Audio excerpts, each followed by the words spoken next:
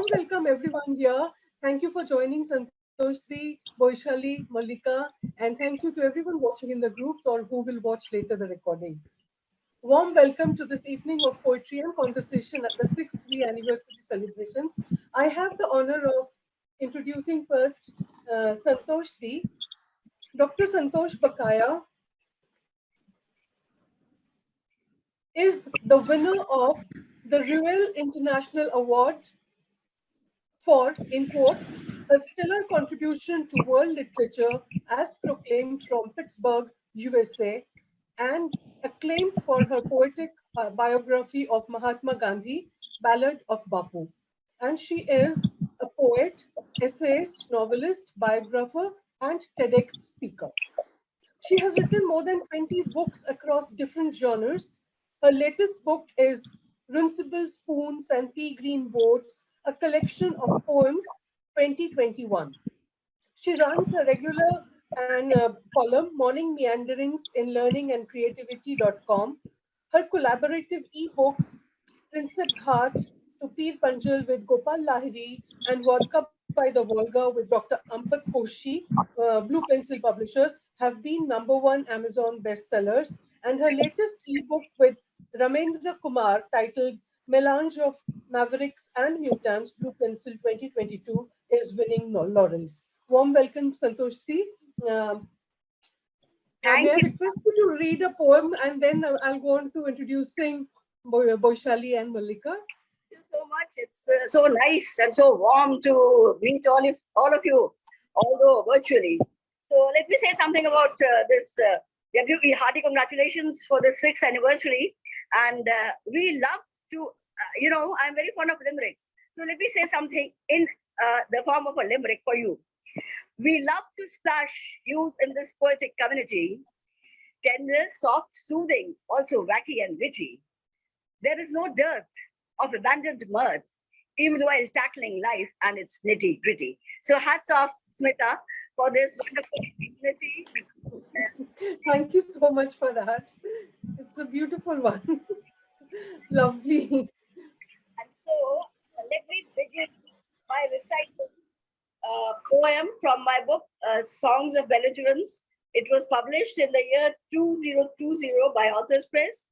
And it also got a prize somewhere, I don't remember where. So the poem is For Laila Al Gandoor, a Gaza child.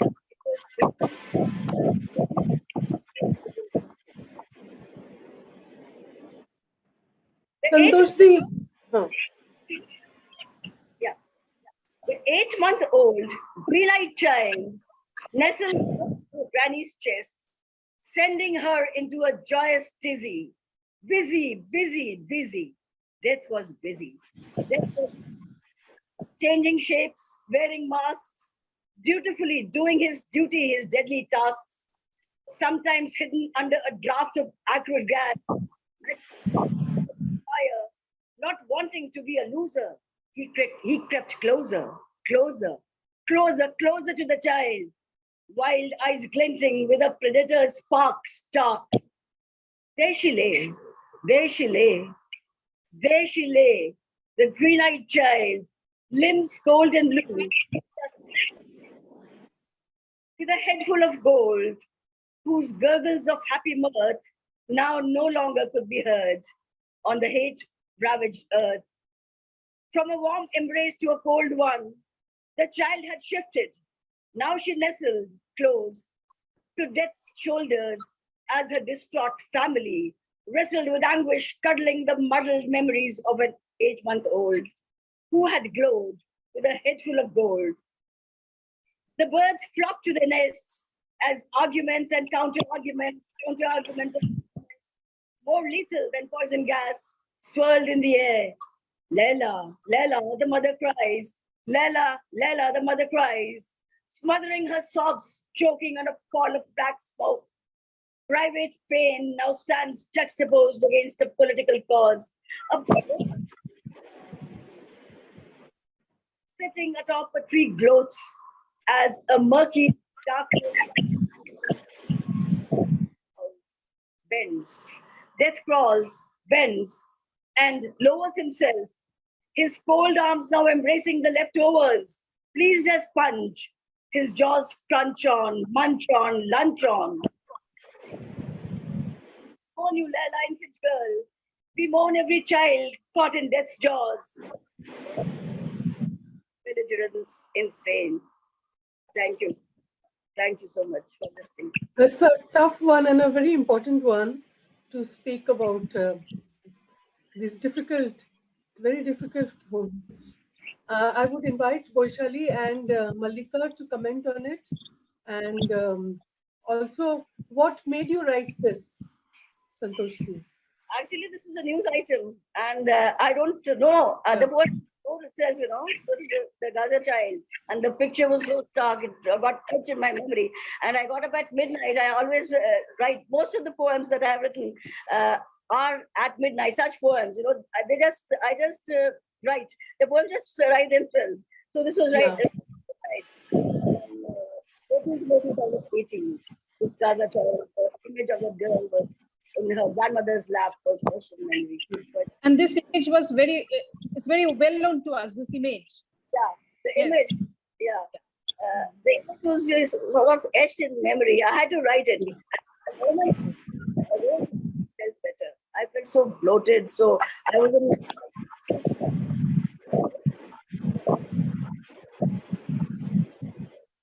It was at midnight, I don't know exactly, but late at night.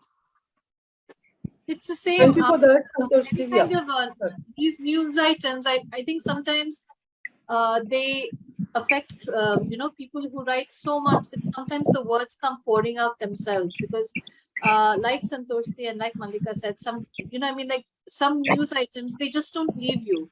And I remember after December 16th, the outpouring of poetry and writing and, pieces that came out. Similarly, that little Turkish boy who drowned off the coast of Greece, Aylan Kurdi. I remember I wrote one for him too. So I think these things, they're spontaneous and they come from a place of pain and I hope I can use the word empathy, but it's grief, I think, grief and anger and pain. Okay. See many more to come from you. And right now, let me welcome Baisali Chatterjee Dutt. Let me give a very brief introduction before we listen to her poem. Baisali Chatterjee Dutt is a domesticated nomad who writes, edits, dabbles in theatre, and teaches. Her poetry has been published in various anthologies and magazines, print and online. Her latest novella in verse, Three is a Lonely Number, is available on Amazon Kindle. Baisali is currently the creative consultant at Shri Shri Academy, Kolkata, where she also teaches drama. She eats chocolate by the bucketful. She has 2 teenage boys, ergo the chocolate by the bucketful. Warm welcome, Baisali. Please share a poem of yours to start with. Sure.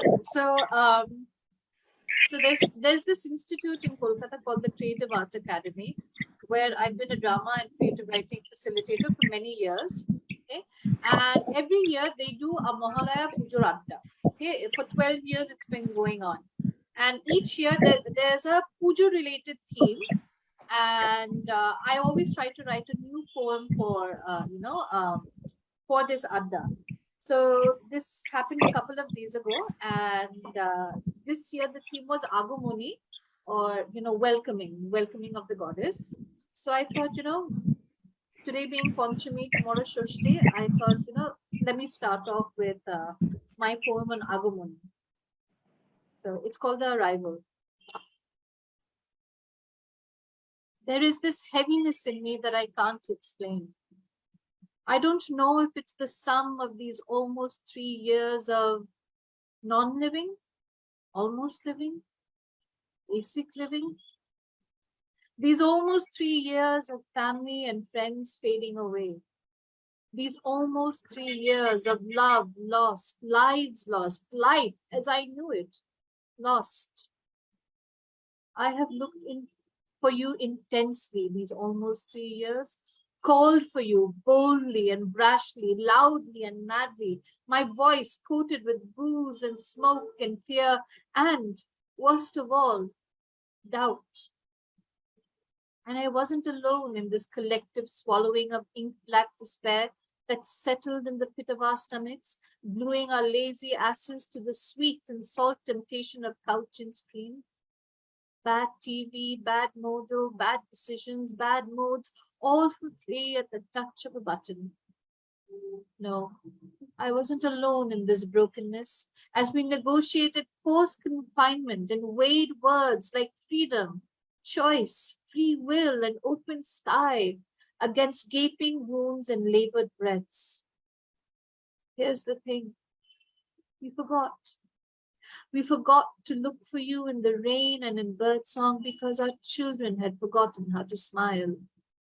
We were stringing garlands of hopelessness in what the F and hanging them from ceiling fans.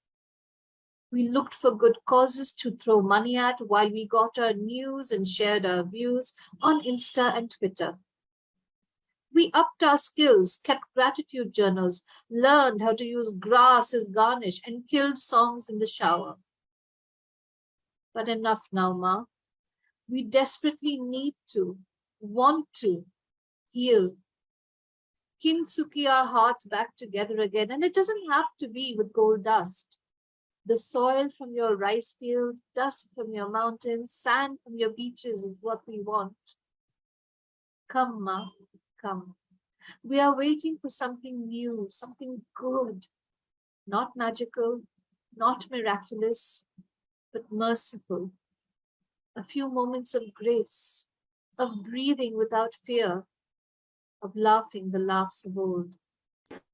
Let the burning embers in our hearts and the remnants of Pandora's lost child light the way. Open our eyes and hearts to what we've forgotten. Let us breathe in moonlight and exhale sunrise. Give us a new dawn and open skies once more. আগমনের সময় যে হয়ে এলো, এসো মা, এসো।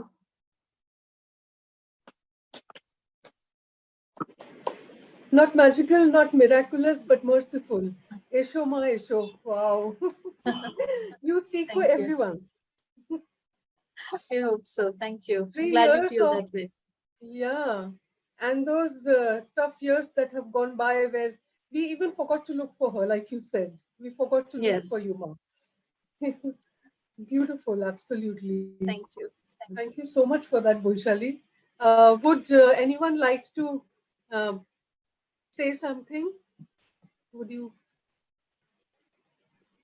Yes, the mention of Kintsugi, and not the golden dust, but the fields from earth, and this whole thing is so appealing.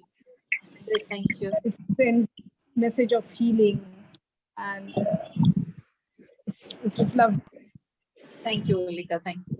Very touching poem. Broken dreams and broken and what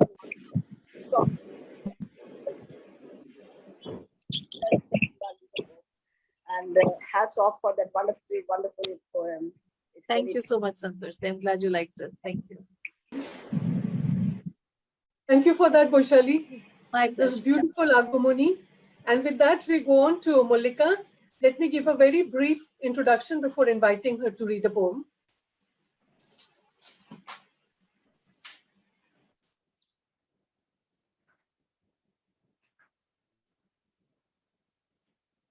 Mallika Bhoumik has been a nominee for the Pushkar Prize for Poetry in 2019. Her works feature in reputed e-mags like Kitab, Dhaka Tribune, Guftagu Journal, Shot Glass Journal, Outlook Magazine, to name a few. Her debut poetry collection titled Echoes by Author Press received the Ruel International Prize for Best Debut Poetry Book in 2017. Her second poetry collection is titled How Not to Remember, published by Hawakol. Her poems are part of the postgraduate syllabus at BBMK University, Dhanbad. Warm welcome, Mallika. Please share a poem with us. Thank you, Smeetha, for this lovely intro. So today I'll read a poem. This is the eve of Durga Puja. From Shoshti, the puja starts actually starts officially from Mohalaya. But anyway, and this puja is one puja where everyone is participating. It has the inclusive spirit. And in this poem, I talk about those women who are not welcome in polite society, in decent society. They are fallen, considered to be fallen.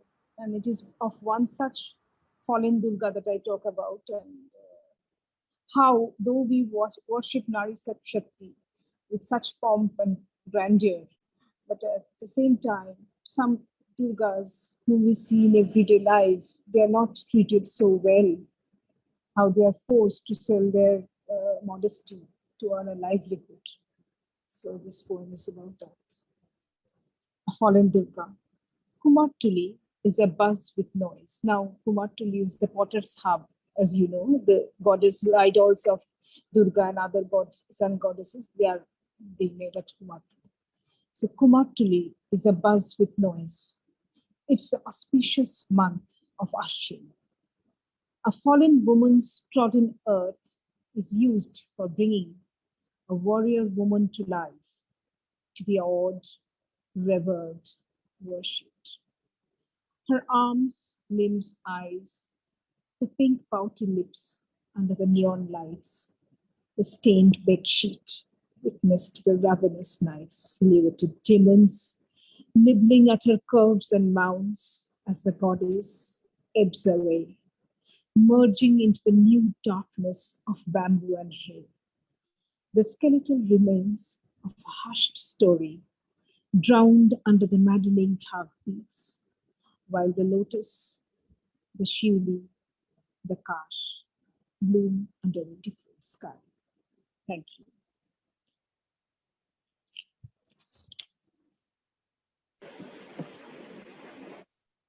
The lotus, the shiuli, the kanch, how they bloom. It's beautifully done. The whole thing, it has a cadence and then it flows on. It's beautiful. And I'm so glad you included that. In fact, I have read that in the first potter, when they they The get the first word marti, taken yes, from the it's goddess from the doorstep of of a, yes. right, So the inclusive spirit is there in Hinduism, but right, it's hard practiced, you know. yes, Down a correct, pen. yeah, yeah. Taseer, warm welcome. Hi, Taseer. You're on mute. You're on mute. Taseer, you're on mute.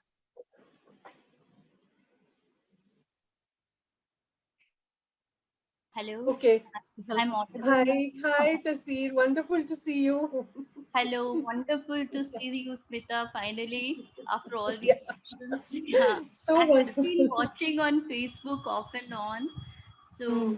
So finally got to join today and it feels wonderful. Hi, Mallika. Hi. Hi. Lovely to see everyone. Lovely to see everyone. So we have started already with Santosh has read a Sorry for poem. joining in a bit Vaishali, late. Yeah. no, no, not Yeah. at all. We have the whole evening. Don't worry. It's a long session. Boishali has read a poem. All these are introductory poems, wonderful ones. Okay. And of course, you have just heard And Monica happy read, right? Pujo to everyone. This is the Yeah, thank Durga you so Puja much. Thank you. days Thank are you. on. Thank you. Lot of Yeah. festivity in the air, lot of Yes. celebrations. Yeah. So you must have Okay. heard Mallika just reading her poem. Yes, I Okay. did Yeah. catch the poem. It's a wonderful Yeah. poem. Yeah. Yeah. Yeah. Beautiful. Yeah. Yeah. I also love the images, as Smitha said, of the flowers. I mean, like, such a beautiful contrast and very strong images. Very Yeah. nicely done. Thank you. Thank you so much.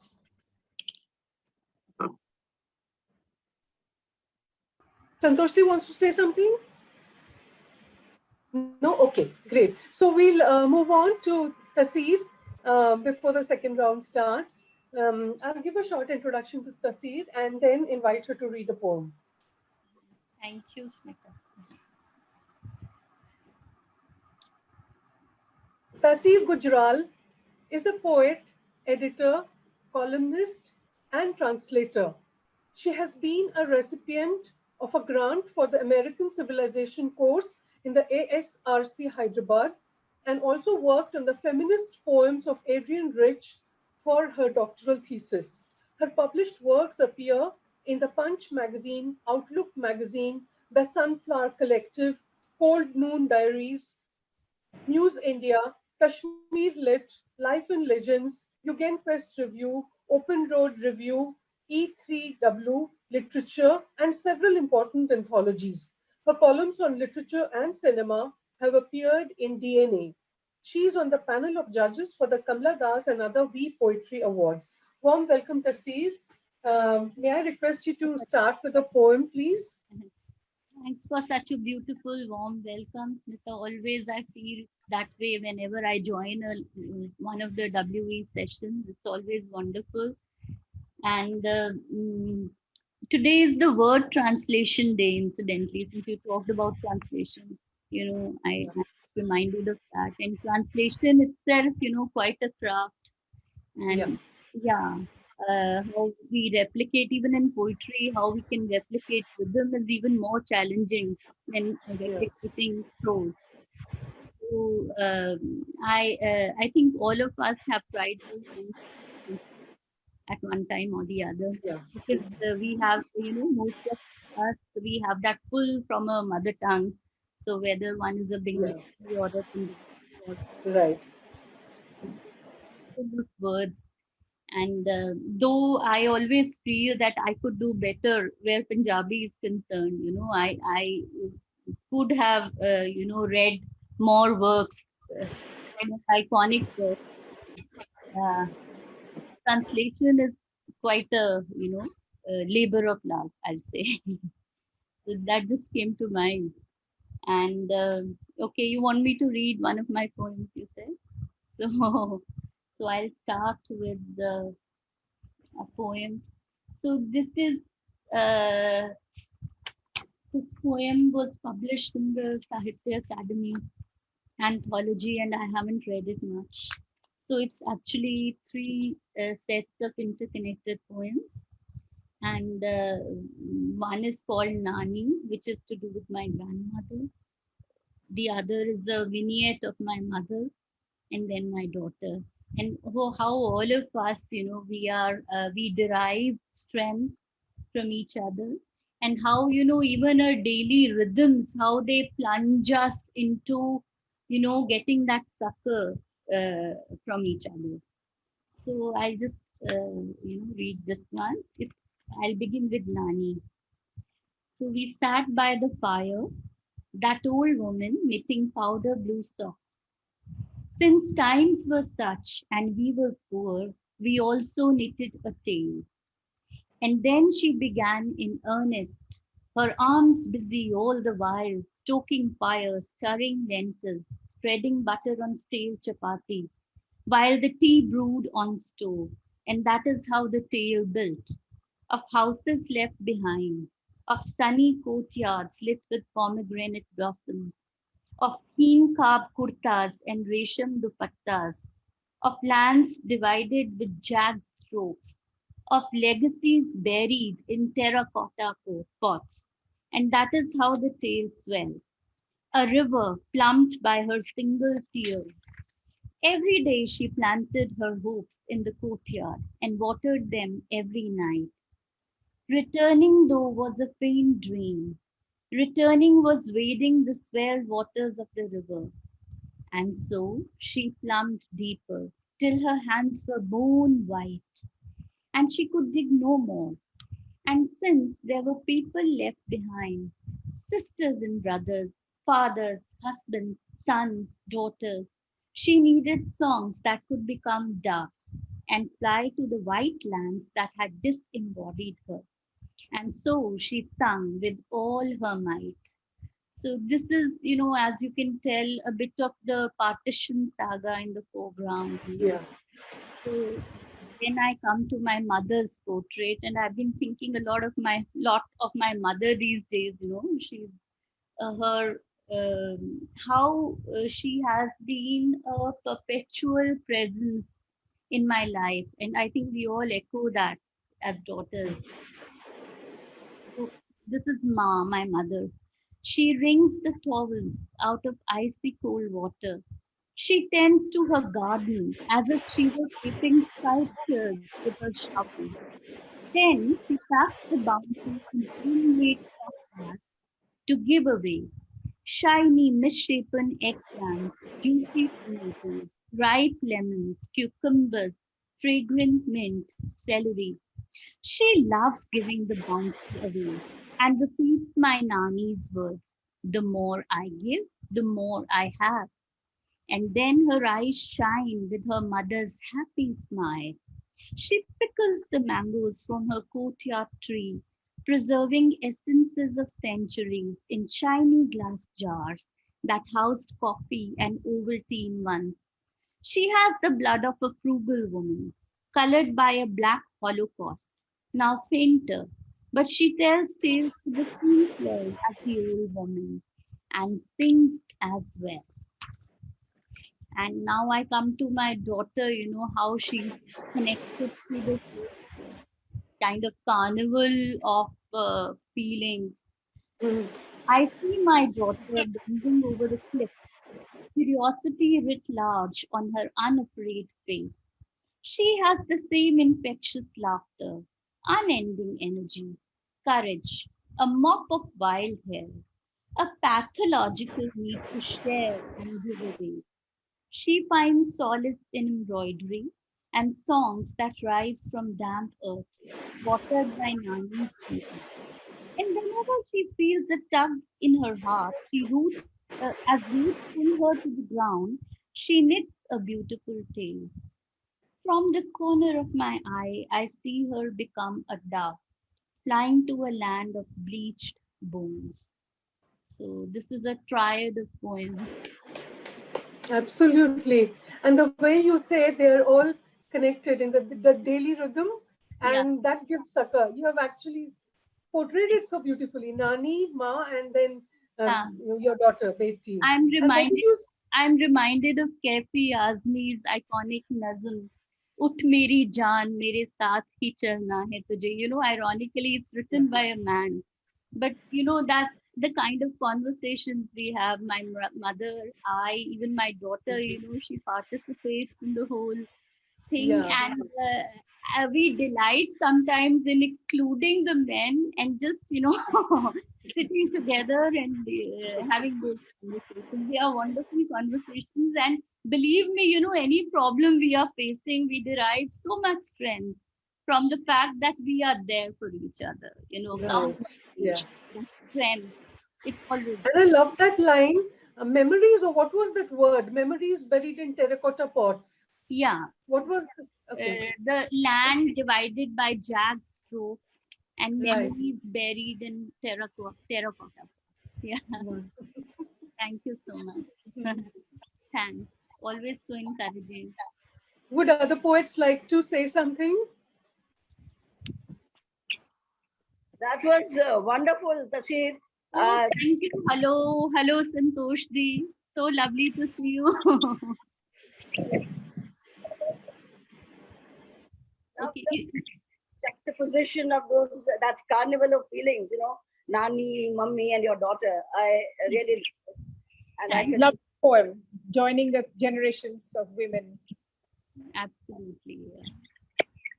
Yes, everyone's story is so different, and yet there's that thread of commonality. Yes, And exactly. we inherit from our ancestors, don't we? And it's always passed on. So very beautifully done, Taseer. Very beautiful. Thank you so much, Baisali. So, thank you. Okay, before we go to the next round, I'll read a poem of mine. It's Please, also to the goddess. So yes. let me just find it.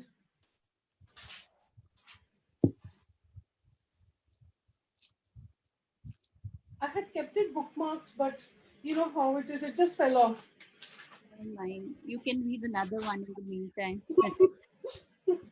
Gosh. I love that tree. I think you send me the same. I had kept it, huh? Okay. This is a sestina with the 6 words. Kash sways, drums touch ground once. It's titled She Arrives. It's a favorite for me now. I had read it once earlier because it's Pujo, so she arrives. She sways on the couch to the beat of drums, an electric touch, her feet on the ground, her arms around her little ones. She's coming home, little ones in tow. Oh, earth booms and people sway. In merriment, some even kiss the ground. There's magic in the air and the couch so glorious at her tender touch. Durga, Durga, Durga reverberate the drums. In every home, the sound of drums and music in breaths of adoring ones, new clothes laid out so soft to touch. Great is the anticipation as children sway, or dancing over lanes where Kash speaks softly to a waiting ground. Ya Devi Sarvabhuteshu, your ground, O goddess, you belong to earth. Drums amplified the sounds of our hearts, and the Kash sings of your miracles, the ones where you slay demons, as they sway before falling to your feet, a dying touch. Then the days of celebration, a touch of the divine in blown conches, grounds throbbing the darkest feet, they sway before your beauteous form, drums dangling, fingers tapping, they are the ones who greet your arrival with Kash blooming. Mesmerized we are, Oma, your Kash speaks of infinite love, your touch renews, rebirths, even vanquished ones who were listless. But now their ground may light up like starry skies, their drums they pick up, singing aloud as they sway. Drums reverberate at your arrival over Kash, glad hearts sing and the ground sways at your magical touch. Thank you. That is lovely.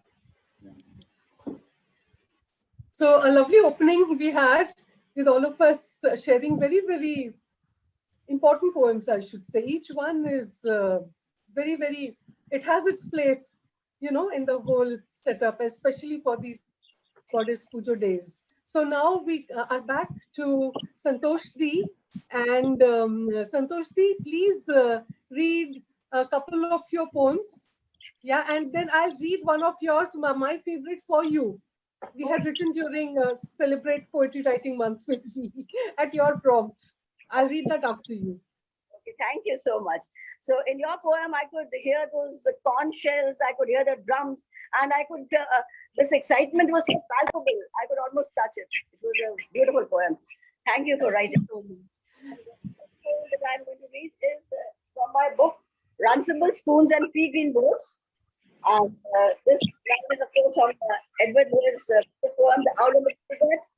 And the poem about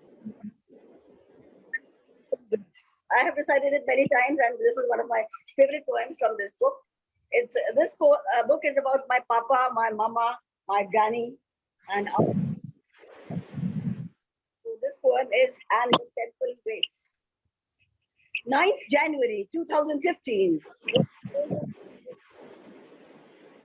An eagle cruised the aquamarine sky as a sprightly figure inside her room got ready for her morning prayers. Her tiny temple waited. A spiffy sun peeped through the window and smiled. A spiffy sun peeped through the window and smiled. She tightened her shawl. She tightened her shawl tightly around her fragile frame and smiled too. She always did. She always did. In the sky, the eagle was going round and round and round and round and round in circles. On the sun-spangled earth, in the flower beds in the lawn, petunias, marigolds, zinnias, chrysanthemums, and oodles of tiny pink blossoms bloomed airily. Beauty and kindness abounded in every nook and crevice of that house where resided that kind soul. She tightened her shawl around herself.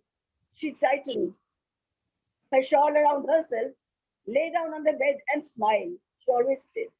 She always did. The temple waited. The temple waited. The temple waited. It waited perpetually. It has been waiting for the past 5 years now for that prayer that never came. That cold morning, that very, very cold morning, my mother became a prayer. That cold morning, my mother became a prayer that refuses to leave my lips. But that cold day, she still smiled in a deep, deep, deep sleep, a warm smile, like she always did, like she always did. Thank you. Thank you. Wonderful. That was so touching. It just went straight to the heart. She became a prayer. How beautiful. What a beautiful. Just thank you for sharing that with us, Santosh. It was just too beautiful. The way it winded was really lovely, towards the end. Yeah.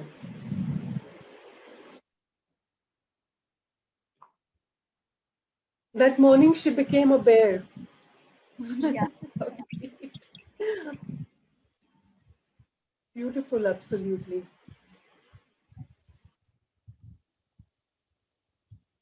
Okay, we go over to Baisali, and we'll come back to you, Santosh. I'll keep that poem ready after. I'll read that after Baishali's. Baishali, please read a poem.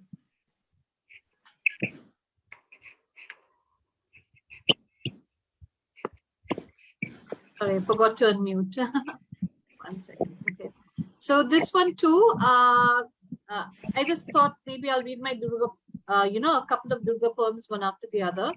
So since I've already read the one on Agumoni, this is called In Thy Holy Name. And this was also, this also happened to be written for the same reason, that Mohalaya Pujorata at the Creative Arts Academy. And I think I wrote this 2 or 3 years ago.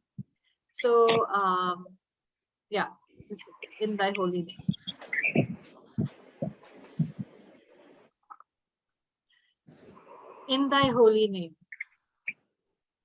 Aparna, Vaishnavi, Parameshwari, Narayani, Tejoshini, Ratnapriya, Sundari, Durga. These are all your names. These plus 100 more just for you. And then there's 108 each for your daughters, Lokhi and Saraswati. And of course, 108 more for your soul sister, Kali. That's 432 names between the 4 of you. And I'm sure your other sister gods have just as many too. But 108 just for you. Multiply that into tens, hundreds, thousands, lakhs and lakhs and lakhs, and you still won't near the end of the list of names of the missing girls, the vanished, the silenced, the raped, the murdered, the unborn, dead before arrival, expired before due date. In a land where our Devis are beautiful, put on pedestals and adored with flowers, incense, folded hands, secret prayers and whispered promises. I read about fetuses scraped out from bleeding wombs. Why? Because of the Y missing from our genetic makeup. We are cursed with an extra X, and now I understand why an X equals wrong. I watch the news as story after story after story talks about yet another young girl whose body has been broken, head smashed, vagina in possession of things that have no business being there. Rocks, broken bottles, and iron rods. Often these broken, bloody bodies would have been too young to bleed on their own. Then there are the timeless tales of young lives gone up in a blaze of insults and kerosene, or hanging naked from fans and trees by the very garment that is supposed to shield their modesty, or simply hacked down in the middle of a field and hastily returned to earth. And if that's not all, then there's the searing pain of our faces melting, our flesh hanging off our bones as the acid of a love affair turned rank, or of a family dispute gone manic, brands us for all the world to see. We are fighting.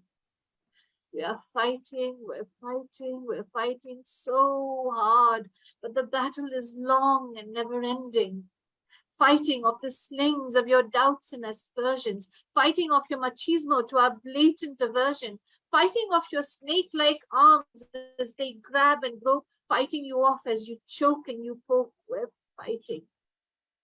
And each time we raise our voices and tell our truths and sing our songs and share our stories, our names are dragged through the sewer.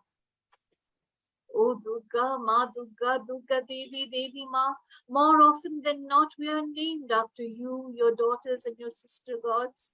But our divinity-laden name tags are not enough to shield us from the evil eye and other unwelcome body parts. 108 names. Vishnu Maya, Dev Mata, Shorbodano Ghatini, Chandamunda Vishnashini, Mahishashur Murdini, Durga Devi, Devi Durga, Durga, Durga, Durga Ma, bearer of 108 exquisite names, tell me, do you have a favorite? One that you like best because of the way it dances in your ears. One that you respond to quicker, that will reach you faster like an emergency hotline service. Tell me, Devi, and I promise my sisters and I will not use it in vain or wear it out without sense or purpose or wring it dry of need and meaning. If does your name in a shatterproof box, axe attached with a little note for emergency purposes only. And if you can't, give us your blessings instead. So when we come knocking on your door, battle-stained and weary, welcome us like one warrior would another. Goshali, this wrenches at the heart, in fact, and it's such a difficult yet so beautiful and heartfelt poem. And you're saying there that the hanging by the very garments that's supposed to shield her.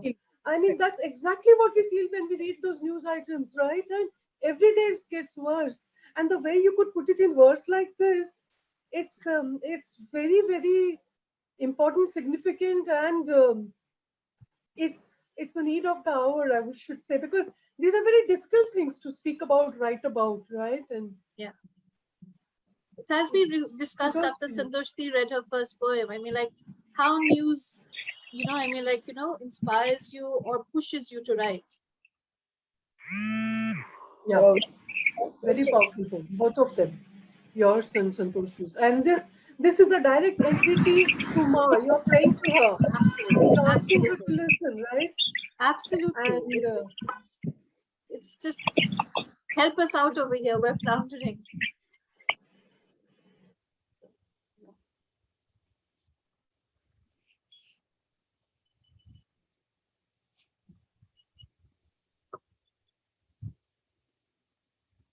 Santoshi, we can't hear you. You have to unmute yourself.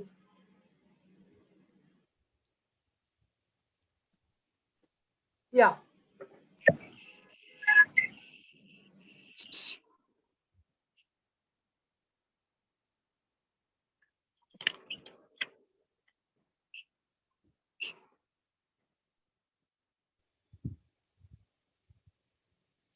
Would anyone else like to comment on Goshali's poem? The poem. I mean,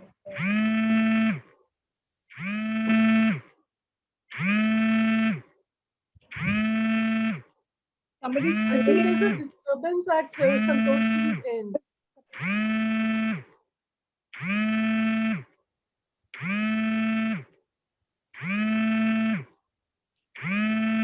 The phone ringing. somewhere.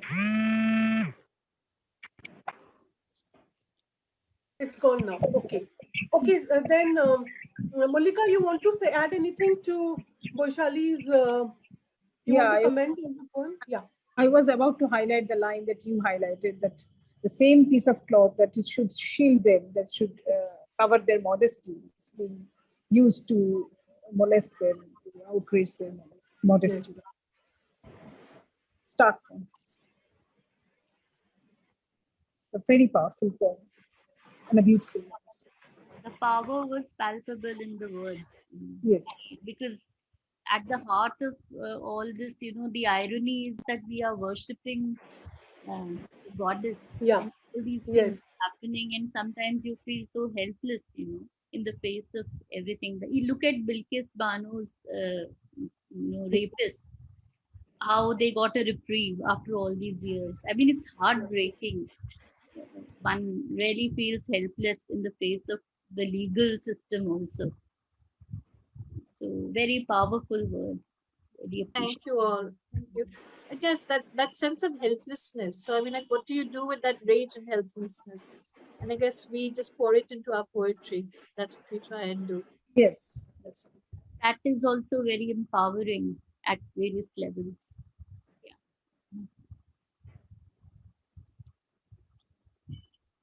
Thank you all for your feedback. Thank you. Thank you, Baisali.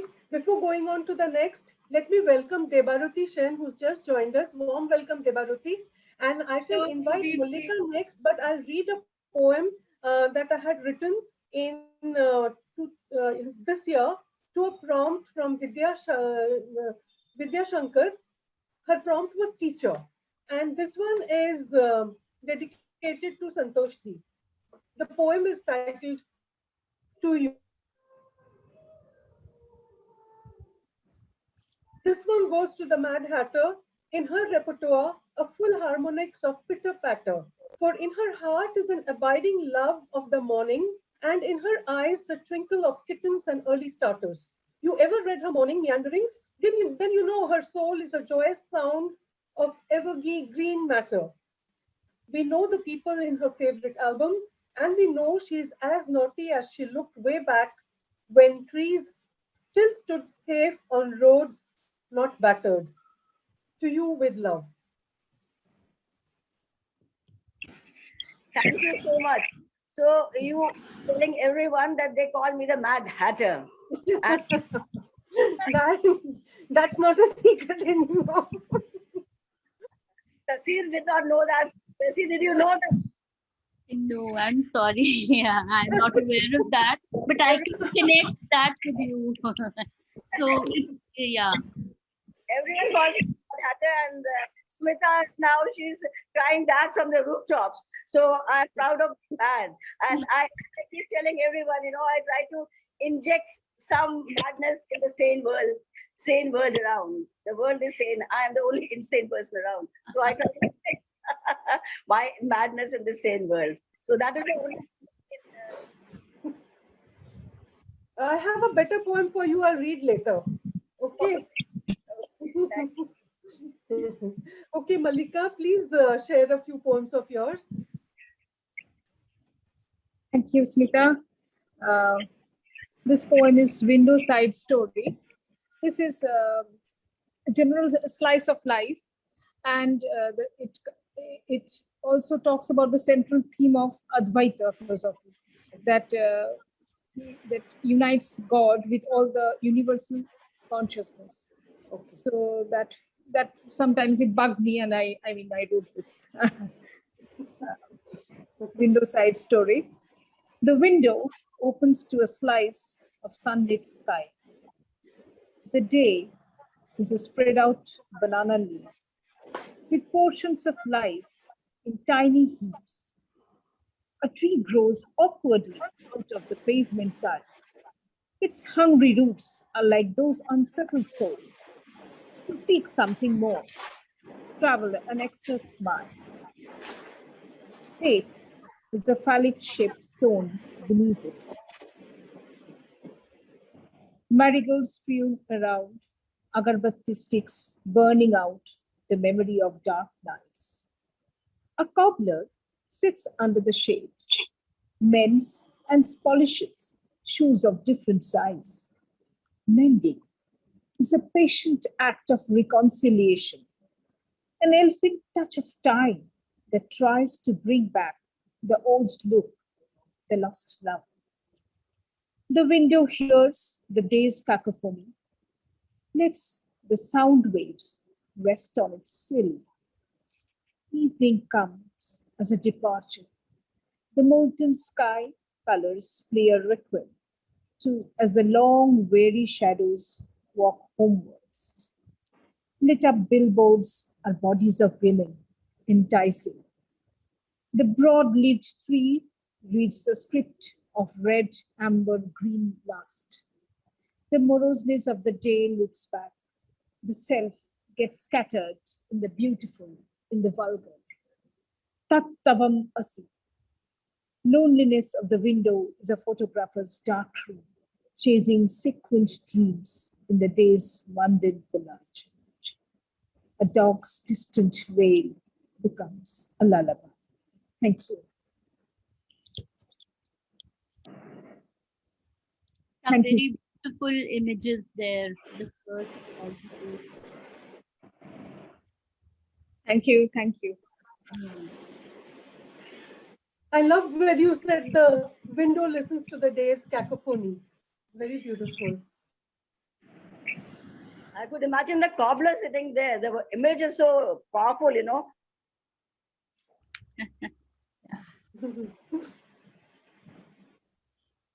I think the slice of life poems, there are a lot of insights and connections one makes. It gives a lot of insight. Yes. So even ordinary, everyday images, they are very evocative a lot of times. So I'm Yeah. thinking of poets like Jane Kenyon, lovely poems. So Mallika's poems had some stunning images. I like them. Thank you so much. Very happy you like. Thank you, Mallika. And before we come to Taseer now, I'll introduce Debaruti and ask her to read one poem, and then we come to Taseer. Okay? Welcome, Debaruti. Let me give a brief introduction.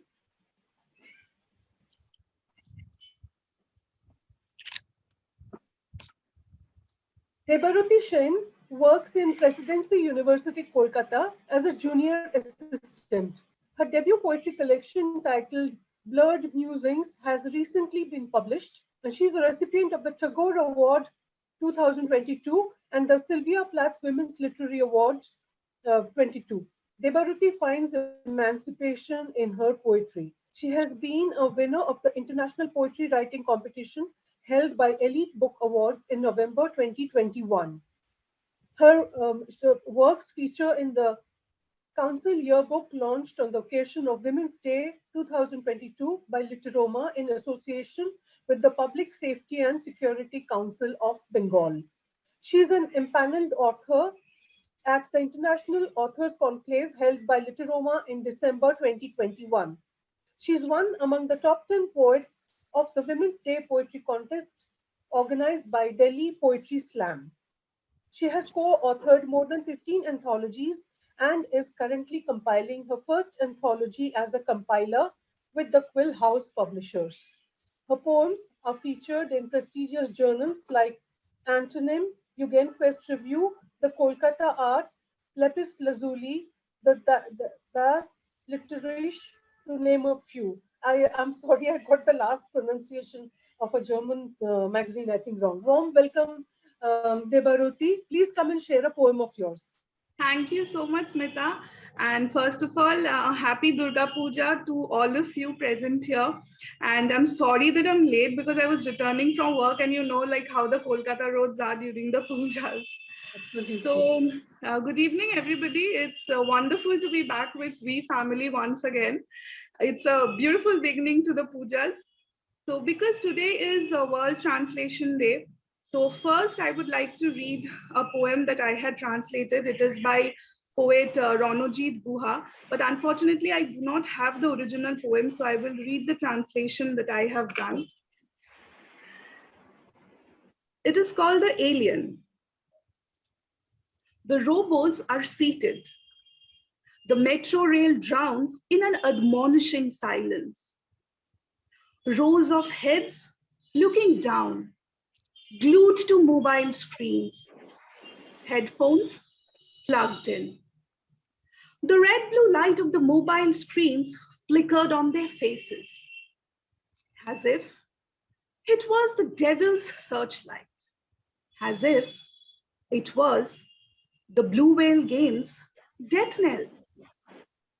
Robo or alien? No one bothered to look up to the world. Robo or alien? Nobody is looking up to fellow humans. Who are they? Standing in front? Friend? Woman? A fatigued old man? Forest? Or a sea wave? Engrossed in the virtual world, no one bothers to look up towards this world. Sun, clouds, grain, love. They are nonchalant about everything. Cyborgs are created from digital hypnosis, wiping away human race. On an evening metro, I freeze with fear and depression. Rows of motionless and disguised aliens are seated, their faces glued to the mobile phones. I am alone among them, the ultimate surviving human, almost on the verge of extinction, holding on to an astral book in my hand of poetry, which conceal within itself the remaining and the last waves of life. Thank you. This is a poem by the poet Ranajit Dash. He's a postmodern poet. So he writes about how, like our human lives and all of us, we are getting engrossed more into the digital world and we are losing focus or losing the essence of life that is around us. So it's basically about that. Yes, yes, yes.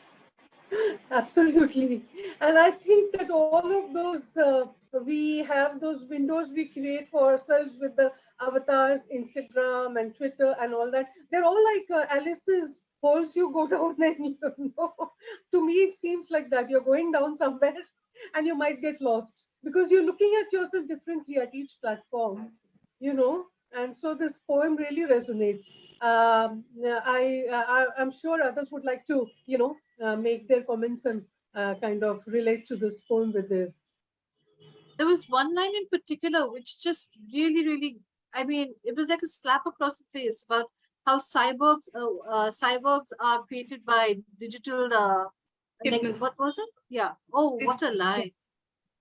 What a powerful line. It's true. Yeah. I mean, like I keep saying that enough to my sons, you know, I mean, like your mobile phones are turning you into zombies. And it's actually, I mean, I could relate so much to this poem. Like, this is the essence of Ranajit Dash's poem. He writes with like about our contemporary issue, and today this digital thing has become so much like it's become a curse in all of our lives. And I see these kids, I mean, in today's world, they are like, and with parents also, I don't know, this is a new trend. Like, if the kids are crying or they are like not wanting to have their food or not studying, they are immediately given a mobile phone or a tab or something. I mean, this really disturbs me a lot.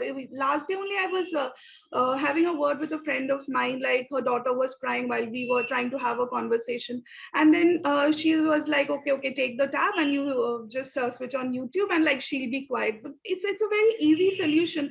But like I really fear and I get disturbed when I think that what about the future? I mean, during our times we never had these. Like, we also used to cry and our mothers also tried to appease us. But this is a very like an immediate solution, which seems like an immediate solution, but what in the long run? I mean, this is really disturbing. And when I read this poem, it was so much like, it hit me hard that it is like that.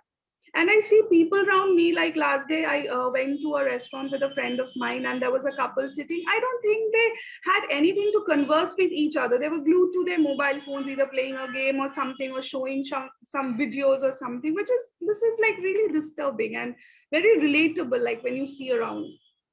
So that's like, yes, that's absolutely. It is almost surreal, you know, very, very surreal. Three people are sitting on the sofa and all three are involved in their mobile phones. They're not talking to each other, but they are. Actually, I think like people today, like we are losing, I don't know, we are running out of words or running out of conversations. Like everywhere you see, people are busy with either a mobile or a tab or anything, which is actually very disturbing. Like maybe I am saying this now. My father also tells me, like when I'm having a dinner or something, that is like, you speak to me. Why are you like always over the phone? So it's actually like very menacing to say Yeah, that. Technology is the modern day Frankenstein. Yeah, yes. we all Exactly, right. willy-nilly, we are prisoners of that, and we can't escape it. Yeah.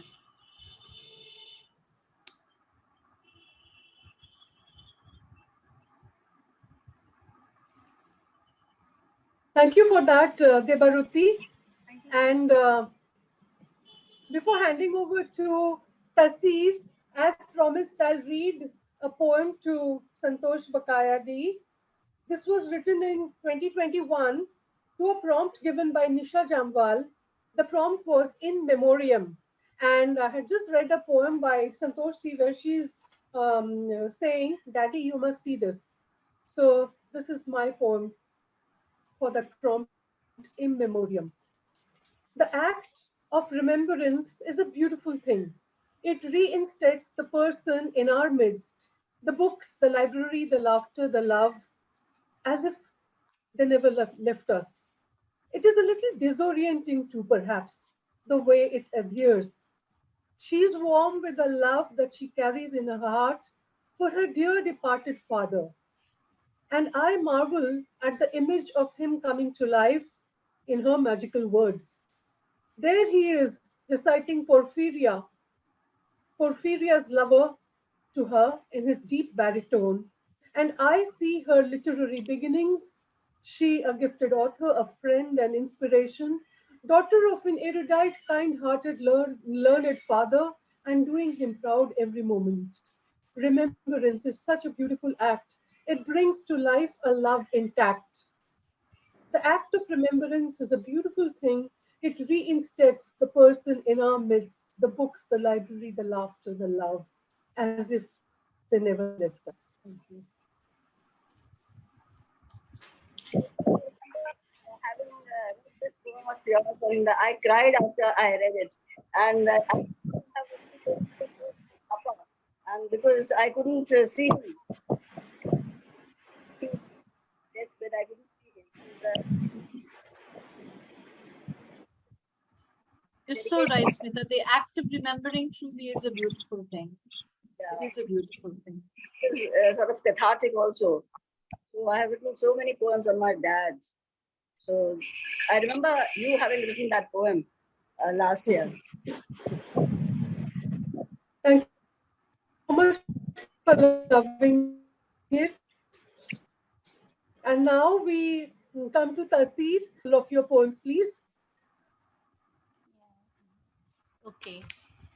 So this is a, we often think what is the idea of freedom, when you think of freedom, what is freedom like? Thinking, extending that idea that Tebaruti was putting forth of technology, uh, how we are imprisoned, we are all becoming islands into our own, unto our own Yeah. selves. So this is the idea of freedom. This poem just came in the well-learned anthology on freedom very recently. So I'll just go read this one. Freedom is fragile. I wonder if it really exists or we make it up in the mind. We are all facsimiles of air, free, empty, vital. Our journeys towards an elusive quality each day, and with each sunrise, our urge growing like mold on crusty days to imprison the sun in glass domes. At times, I wake up to a strange sadness simmering inside me, the dawn of another imperfect day. Faiza's Shab Gazida Seher. How many more miles to perfection, to freedom? The tea tastes acrid. The glazed pear tree has shed all leaves. Standing by the window, I feel my short self shrink even more, till I'm helpless as a boat tethered to the shore. I post a good picture and getting 100 likes on Instagram, I feel validated. I voice my impatience with the world, the phones, the traffic, governors of this nation, life. I pray an old fashioned prayer, allowing myself to get angry, getting on with life, getting on with questioning, for I am free. The river is softening along the banks. What I need is the shore's closure. So, this is the poem. Beautiful. It's such a beautiful layered poem. Thank you, Mallika. So I think we often find ourselves thinking of all these things, especially Yes. these times, how polarized everything is and where are we heading actually. So all these existential and post existential questions that And come. the word freedom itself, it's like it triggers so many, So many I Freedom would thoughts, say, is a prison at many levels in these days. actually. that word is a trigger, like, almost Yes, it what's is. happening around the world. Yeah. And of course, but we do have a lot of happy news today from the top courts and everything.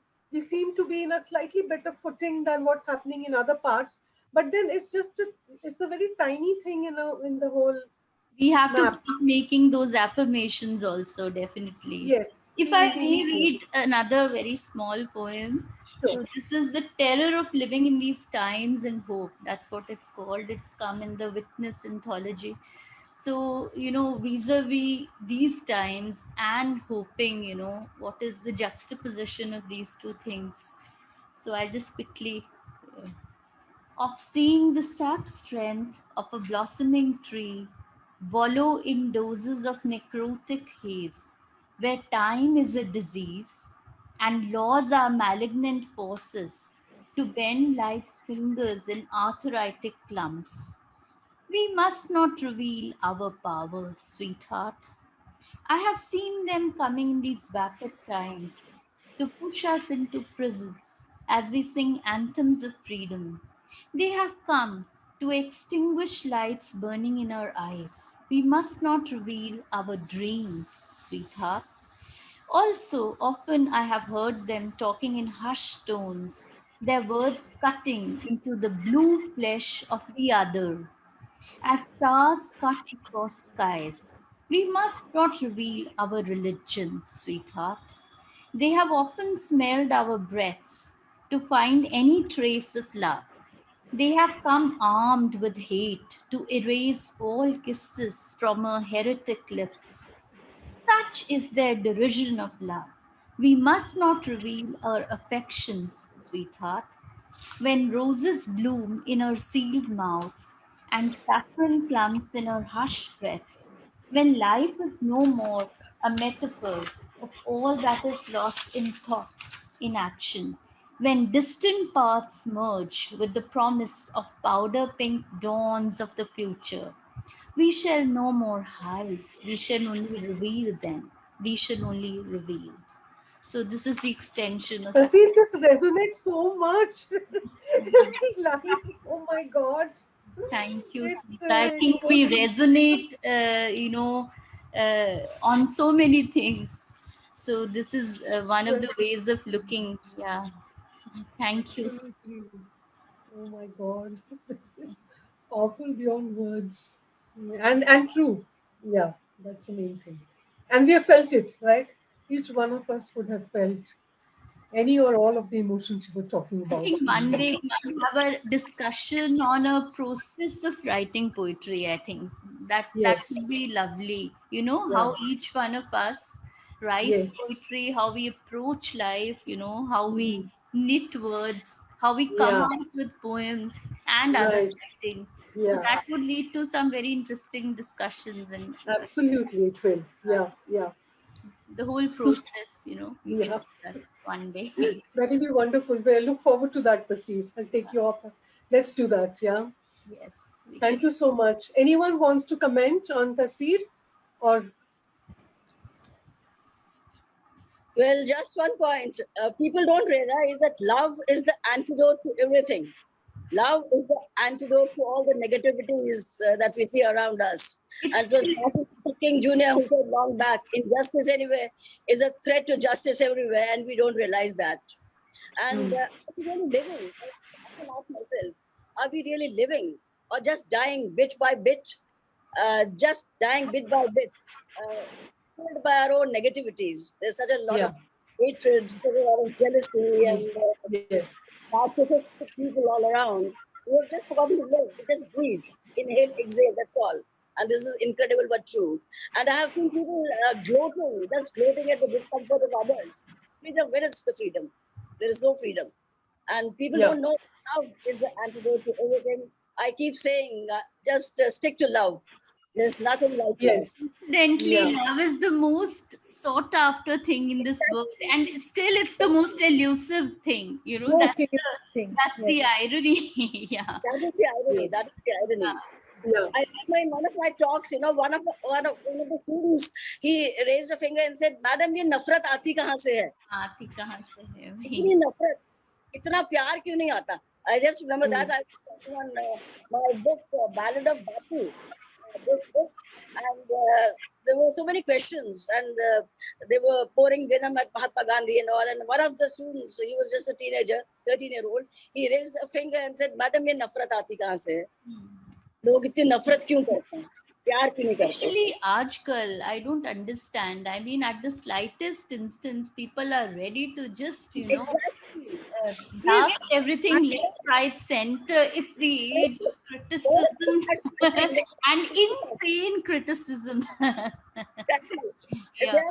Yeah, it has. I The mean, physics human of for any Facebook life as that, it has got no Yeah. value.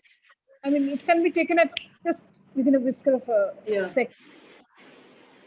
I think we've Just for lost so that well provoked. essential human quality also, and we've lost our humor somewhere down the line. I think Yeah. Yeah. we Human. all Right. need to bring back humor into our lives. We're so ready to take offense at anything that's said, you know, which is why a lot of people have stopped talking or have stopped sharing, because you just don't know how your words will be construed, and you're like, you know, Construed and you want to you- voice Yeah. something, and you're like, nah, Baba, thak, you know, I mean, like, I don't want to get dragged into any controversy. So you have a lot of good voices that are now being drowned. A, I think because of cancel culture, and B, because there are so many people who are ready to troll you at the drop of the hat. Exactly. And I mean, I agree to this so much. Like the fear of being judged and the fear of being trolled is so high. Exactly. As like that is the thing, as she said in her last poem, that we seek so much of this social media validation, that how many likes did I get on Instagram, how many likes did I get on Facebook, and like it is actually very mentally disturbing. And this trolling culture, it has increased in like manifold. So that's very disturbing actually. And also I think that like people are very fragile these days, like as far as the patience level is concerned, like at the drop of a hat they're ready to like kind of wage a war of words about every little thing. I mean, that could be easily avoided. That is one more thing. I mean, everybody is ready to deliver a judgment, everybody is ready to criticize. I mean, the same thing, it could be explained in a very subtle manner to someone, but you're like ready to Yes. make a war always. It's a very new like a trend in social media that is actually very harassing for people who are little sensitive and who are like mentally little fragile. That's why they abstain from voicing their feelings. Right, that's why right. they abstain. Because who wants to get into trouble these days? You know, normal educated gentlemen and ladies, they do not want to get into all this harassment. Like I've seen this, like many of my people, they have left social media just because of the fear of this thing, like just like even youngsters nowadays, they're hardly in Facebook, they're only in Insta or maybe Twitter. because they don't like all this hustle bustle. And it has become very, very toxic. That is actually, it's very sad to see this, that it has become so toxic. And we've heard about, have you heard about so many celebs committing suicide, and they are lonely, they are facing a lot of and the lack of warmth, they do not have anybody to speak to because they feel being judged. And they have so many friends, but I mean, this nothing is real. Yeah. That is the thing. Everything's an illusion. That 4,000 friends are there, so many followers are there, but still the person is lonely. At the dead of the night, he or she thinks of committing suicide. Now that is have like so scary, many absolutely. It's 2 million followers and 3 million followers, and like youngsters are craving these days to have followers. Like I have seen that they buy followers, they invest money to just have followers on Instagram because it's a very, apparently a very cool thing. But actually, when you need to speak to someone, do you actually have someone? Do you actually have someone without any bias? That's the main thing. Someone who will not judge you, someone who will at least give you a good listening, a patient ear. They'll listen to your troubles. They will offer some good, genuine advice. Yeah. People are becoming rare. These people are becoming rare, and this the whole thing, like I don't know where we are heading. And it takes that eternal song from Anari, किसी की मुस्कुराहट पे हो निसार, किसी का दर्द मिल सके तो धार. It appears so naive now with the sort of toxic mindsets people have. कौन होता है किसी की मुस्कुराहट पे निसार? कोई नहीं होता. So naive, this all so a lot of hatred around. It's gut wrenching at times. The way they talk and the way they are ready to fight for trivialities and all that. So very sad scenario. I think two things which have gone missing in recent times, recent years in the new millennium are romance and humor. Even though there's a lot of stand-up comedy, but in real life, in everyday, day-to-day life, our humor is going very thin trickle and going in tops after that. And we don't have humor and romance. So I think those two are very important to get back. So I have a poem written to Chatterjee that's prompt in this year's Celebrate Poetry Writing Month. She said, paint the world. So this is a poem, Paint the World. I have written to her prompt. I'm holding up a twig, a paintbrush, palettes of vibrant colors before me. I want to paint you joy. I want to brush your grief away. Oh world, I know that you will heal. The deep wounds and textures of hurt spread across your bosom will melt in the summer sun and winter frost.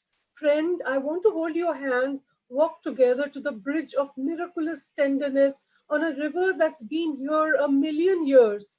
River of love, I implore you to keep flowing in the storm ravaged hearts with your endless gifts, feelings of dirt submerged in oceanic vastness. O rivers of love, keep flowing. I want to repaint the world a riotous green, jade, emerald, moss, artichoke, earnest, tender, innocent, evergreen, where hearts beat as one, no divisions to speak of. I want to paint in romance all over again. I want you to hear old songs and dance with the clouds in splattering rain. Will you ease the lines and make enchanting circles of such color that you feel your ancient, enormous humanity hidden under gigantic wings? Will you let the song of birds be your longing? Let the whispering winds set you free. I want to paint you joy. I want to brush your tears away. I've lost the last few lines. Please excuse me. It'll take quite a time to find it out in this thing. So maybe I'll read it later. So thank you for, this was the apt poem. We were talking exactly about Yes. this, As and an thank you, artist, Baisali, for. Smeetha, you are, as an artist. So thank God for colors, thank God for music, thank God for good cinema, and thank God for poetry. Yeah. These things keep us going.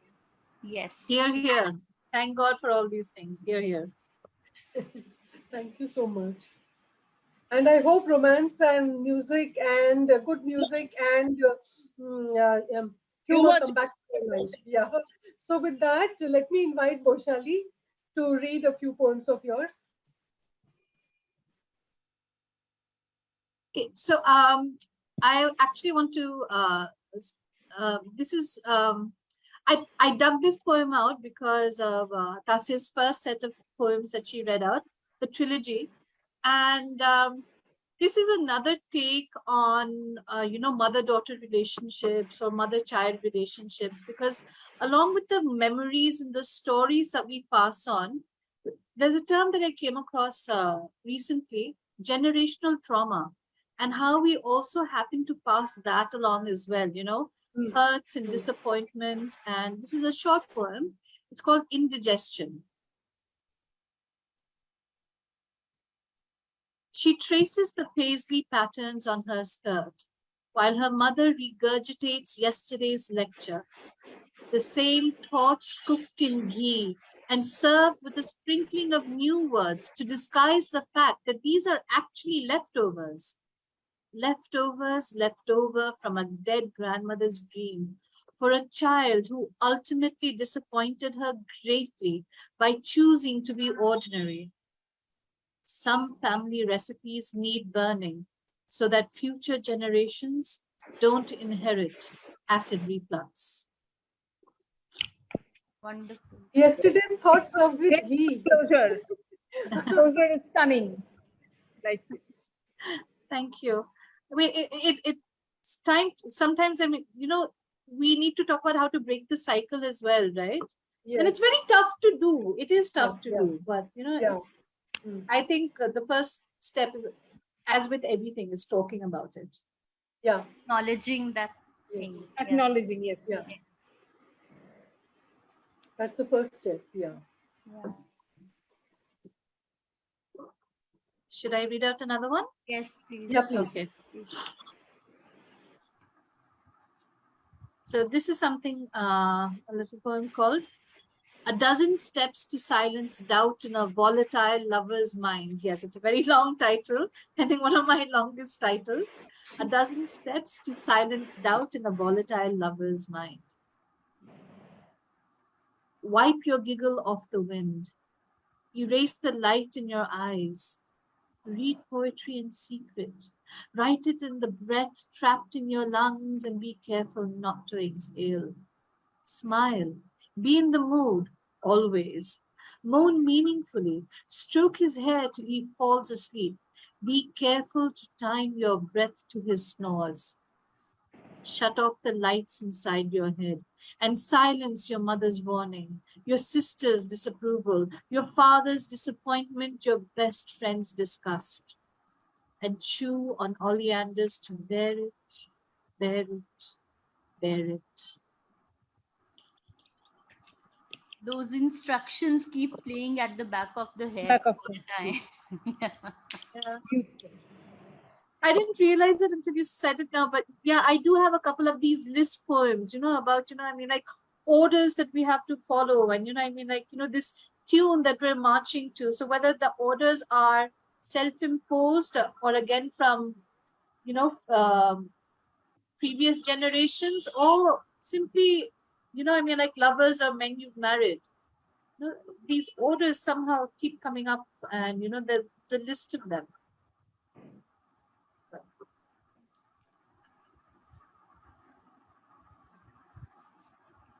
Great. Smeetha, you're on mute.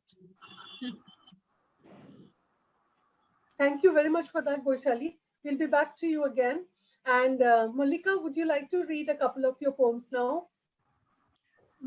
Okay, thank you, Smeetha. Smeetha, I'll tell you something. With this poem, I have to go out of this meeting because I have to join another adda near my para. Sure. So I'm sorry. Because, no, not at all. So I'll be late there, but it's okay. I mean, there's no formality over there. So this poem is closure. And just as we talked about, I think the loneliness and what happens, it's a image of contemporary life and how indifferent we are, even to war and everything. All this has come down to mere memes that we share on social media. So this poem is about that. We don't even react. We have forgotten to get excited, get angry also. Everything is like chalta hai.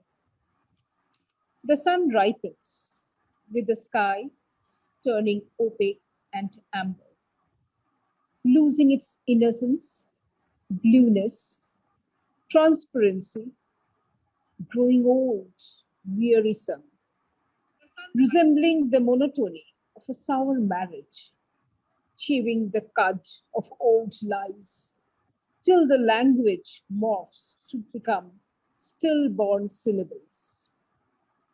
The day, with its usual cacophony, blows across the face like desert wind. The city is a prostitute, past her prime. Its jaded beauty fails to lure young men. Songs of abandonment float across the muddy waters of Hooghly, a collage of October Pujo, roads and rallies, rickshaws and cafes forms a part of chlorophyll memory.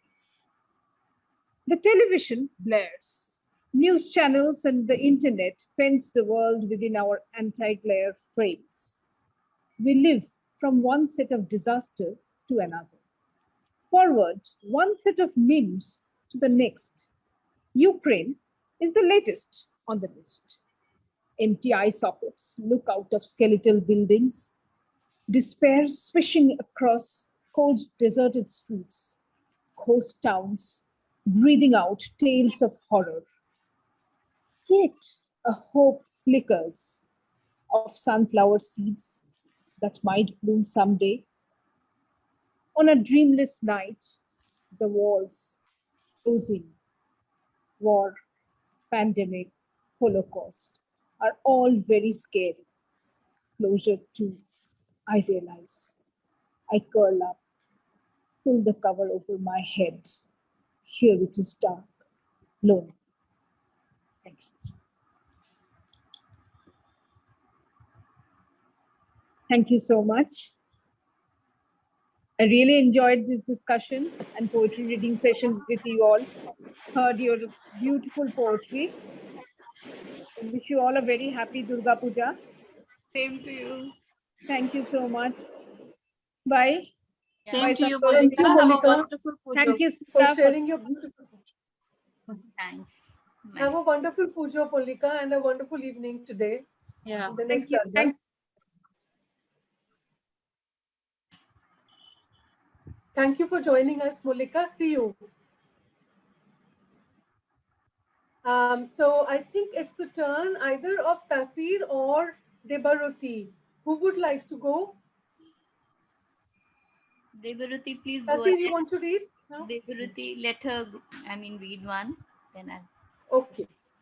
Debaruti, are you ready to Yeah. read one? Yes. Okay. This poem is like, it's a little about a contemporary issue, a little pressing. It's about climate change. So I had written this for a poetry writing competition. So today I'll read that.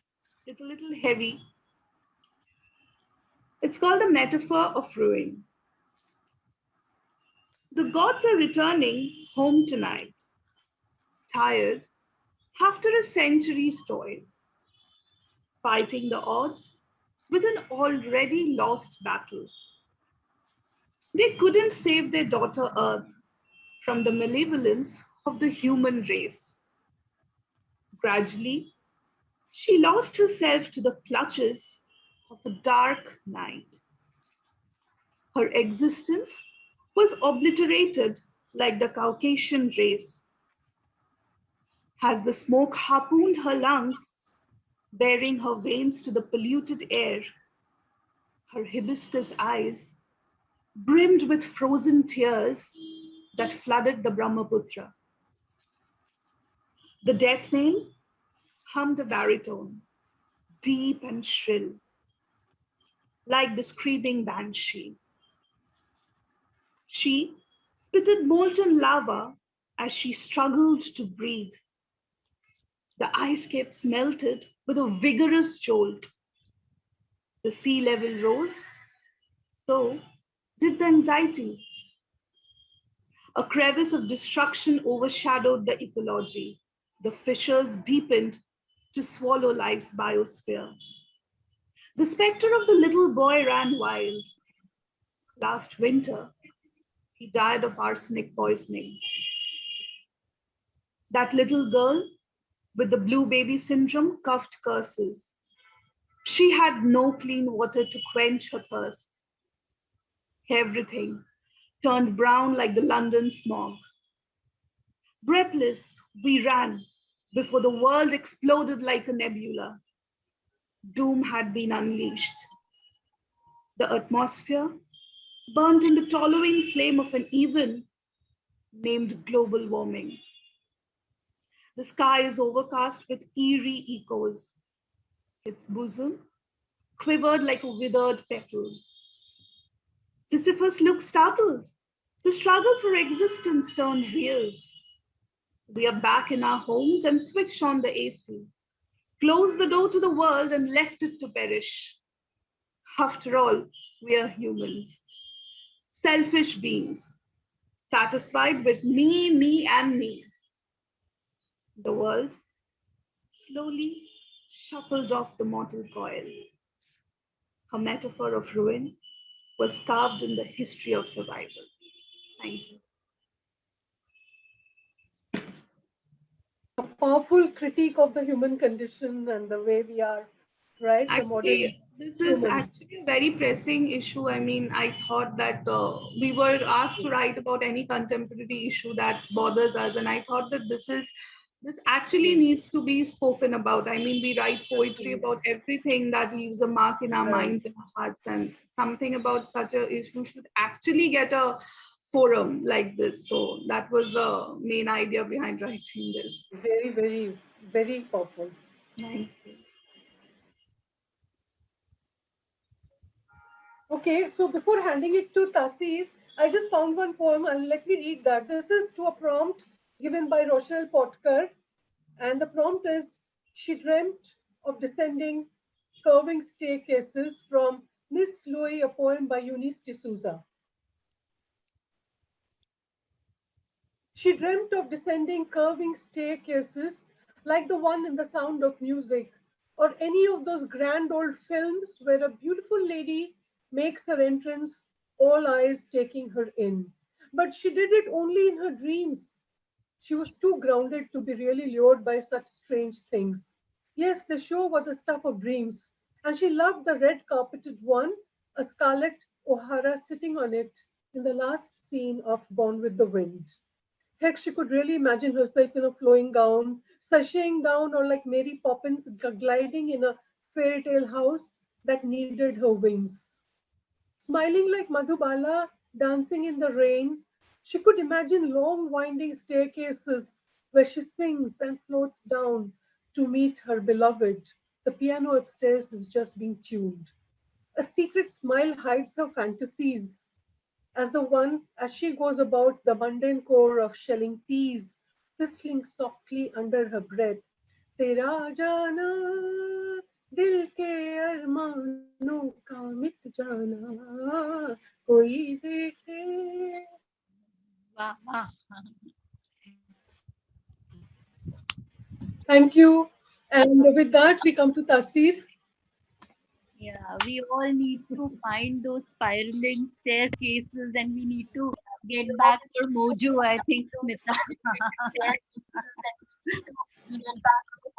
I Youth love is giving us a touch of romance. yes, yes, there A it touch is. of romance. And I loved how you sung the last two lines.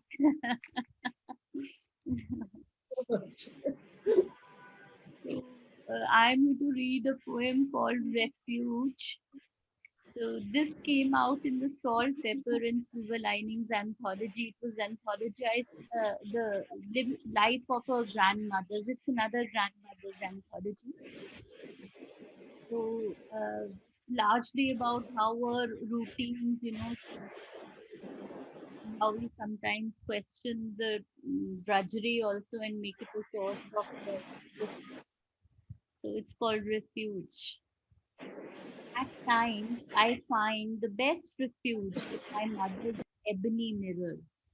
Her large, terrified eyes reflect my own fears, and the slow effacement of her body, her full bosom, her ample thighs, her long fingers working themselves into a steady delirium to keep up with a honeycomb mind dripping stories. I open her jewel box to sink in a fog of possession, her silver bangles that still gleam, her chalcedony earrings, her pearls and lace. Our possessions only make us human. No, not sad. With a contented sigh, I pick up a grey dust mop that brings the dark wood back to life. There, perhaps, somewhere along the edge of the mirror, I see her smile. So, this is called Refuge. And okay, I'll read another small one. This is A City of Mirrors. One day, while walking through a city of mirrors, I gazed at my own depths. I watched a kiss that dissolved in the metallic mercury gloss of unheard music. I remembered how my body had resisted a much coveted invasion, till soft fingers slipping through a million glass stories found a burning head. Pinning that one moment, I came unhinged as a flood of light pierced the dark. All the doors came crashing down, and the whole world found a release like a million bees flying away from their nest. So it's largely, in the mind. I'm thinking of uh, something like Guernica, Picasso's Guernica. That comes to mind. So that is. I love the transition the poem makes. The first one about your nanny, and that is her belongings and pearls and lace and all that we associate with people. But then you realize, no, she is the real refuge, the core of her. And Refuge. then it flows on to the next poem. So yeah, That- they're a pair of beautiful, Thank you. very Thank, very thought provoking. thank you. Glad you liked it. Smeetha, I think I'll have to leave in 5 or 10 minutes. Yes. So I'm Okay, here. yours up next. Yeah, so please share your poems. Yeah, please. Okay. Am I allowed to recite a funny poem? Yes. Yes, of course. So Please do that, because after that I'll read a poem which three of us had shared on in our poetry writing month, Flying Machine. So that oh, gives me a good opportunity. okay. I was on the lookout because this is my favorite poem, and it is a humorous poem, tongue in cheek. Yeah, Smeetha, I think you must have heard it, or I must have rendered it somewhere because I keep reciting it all the time. Love under the tree. Yeah. This is the story of my school times when I got hooked, not on drugs, but on rhymes. My thoughts in the form of poetry unfurled, around me metaphors and similes uncurled. My head buzzed, busy like the busiest bee, scribbling love notes under the school tamarind tree. When naively my heart for him on paper I poured, with poetic superiority my dream boy wrote. When my sublime feelings ran pell-mell, alas, the brutes called it a pathetic doggerel. Fuming and frothing, he reprimanded me, mocking me as I sat hunched under the tamarind tree. Of juvenile thoughts, this is a fusion. Of juvenile thoughts, this is a fusion, nothing but delusion, class confusion. Smugly opined the rhymester, 17-year-old. I shuddered, breaking out in sweat cold. With his verdict, I wanted to disagree, but kept mum under the shade of the tamarind tree. In a voice laced with sullen savagery, he critiqued the heartfelt imagery. To feel so nervous and weak-kneed was a sentiment absolutely hackneyed. He opined with malicious glee. Would my dream dry like a raisin under the tamarind tree, rolling his vain eyes upwards, mincing absolutely no words, he said, someone killed the rhythm in your poetry. Someone killed the rhythm in your poetry. Who will unravel this unique murder mystery? Making mincemeat of the poetic plea of the 16-year-old under the tamarind tree.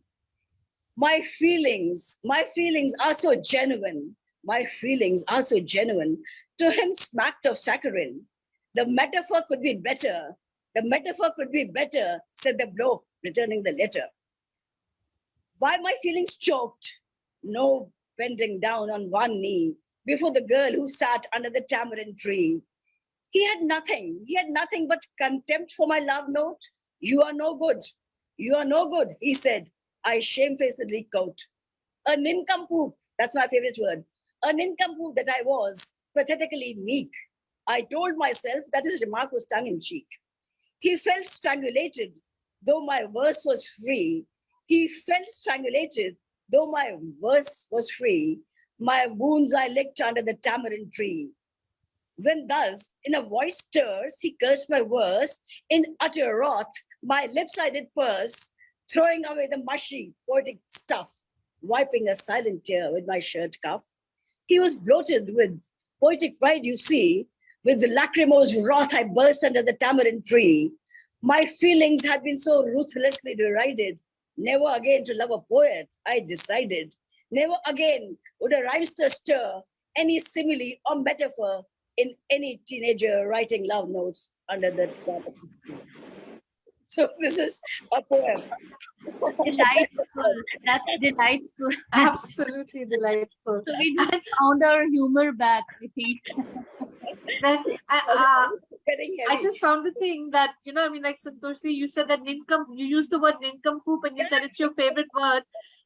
I don't write humor poetry too much, but in the in one that I've written, I've also used that word nincompoop in my humor poem. Actually, my father was very fond of using that word, and he used it invariably for me. And I was an nincompoop of sorts, And Smeetha knows that I've been writing all this about my pranks and all that stuff. So I was a nincompoop of sorts. So this poem was. Thank you so much for Thank listening. you very much for that wonderful poem, Santoshji. And Thank you. all our wounds, I think, are hidden under some tamarind tree or the other. Your childhood always abounded with tamarind trees. Now I can't find a single one anywhere. I Yeah, think they that's a good. tamarind tree. And this tamarind tree was in my school. It still is there in Sophia School, Jaipur. It's still there. And all the sisters, they used to maybe stand under the tamarind tree. One of the sisters is still alive. I met her last year in Ajmer. So this is, thank you. And I think I'll have to go, Smeetha. And I had a wonderful time. I had a wonderful Santoshji, 1 minute, just listen to this one. And this is written to your prompt, Love After Love, a poem by Derek Walcott. So I had written a poem called Flying Machine. And we, three of us are there in it, Lily, you and I. So Okay. Flying Machine goes to you. Leaps of imagination and wild trips to the sky on a green flying machine with Lily, Santoshji, we fly. On twangs of guitar rippling through the air, we become birds, we become sky. Twang, zoom, zoom, twang, old melodies. Bakaya plays Bakayada. She strums on alongside tunes of aching hearts, she strums. She croons those old favorites where we had memorized all the words. Grinning wildly, she suddenly flings it in the air. The golden guitar goes rushing right into the heart of this charged atmosphere. We are dancing by now on thin air and laughing moist eyed too. Lily nudges me. Oh, and I see, oh, it's Marie Antoinette, we cry. All those marigolds around her, and she's in a great hurry too. All those great marigolds around her, and she's in a great hurry too. Her ideas are catching up. She waves. Marie Antoinette waves. We don't. We are so bold as to fly with little else but prayers into every possible nook and cranny, filling it to bursting with love in each and every layer. Prayers of love, prayers of healing, prayers of abundance, prayers of love and compassion, prayers of love and understanding, prayers of love and kindness, prayers of love and togetherness, prayers of love and solidarity, prayers of love, prayers of more love, prayers of love after love, love after love. There are so many of us here together. The hearts swell even in the gloom. The shadow parts a little. We see a beautiful full moon. Love after love. Santosh. That's beautiful, Smeetha. Love. Love is all Thank that we need. Love is all that is needed in this toxic world. That's a beautiful, beautiful poem. Thank you so much for writing it. And you. thank you for this wonderful event. And I had a great time here and I have to go. So please excuse me. बहुत बहुत Sure. आपका बहुत अच्छा लगा. फिर मिलेंगे इंशाल्लाह. फिर मिलेंगे जल्दी. Inshallah. फिर मिलेंगे. Thank you so much, Santosh, Thank you, for Santosh. joining us. Bye. Nice meeting you. And someday we are going to meet in the real world and hug because people know me as a very bad. I'm very tactile, you know. I my hugs. I'm notorious for my hugs. So when we meet, I'm Big hug right now. And when we meet. okay. Bye. Thank you so Thank much. you. Bye. Bye.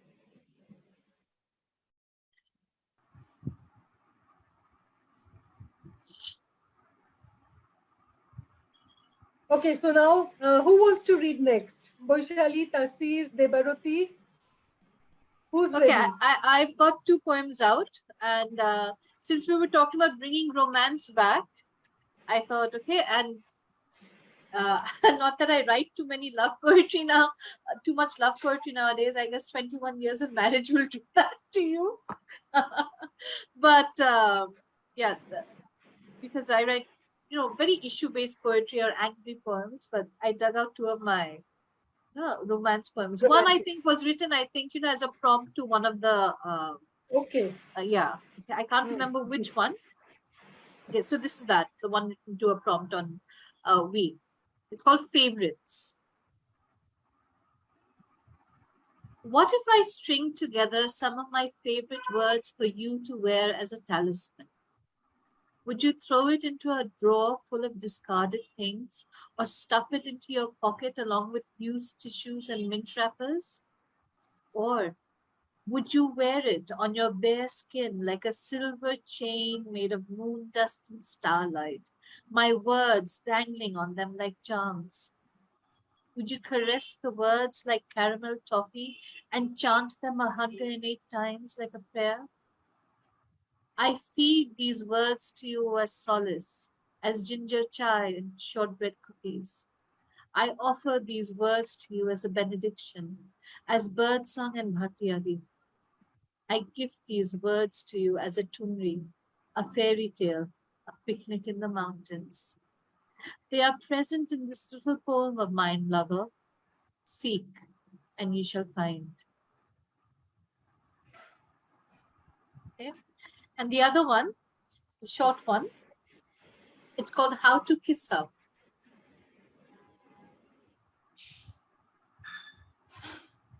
Suck on a fleshy bit of orange before kissing her and tell her she reminds you of Valencia.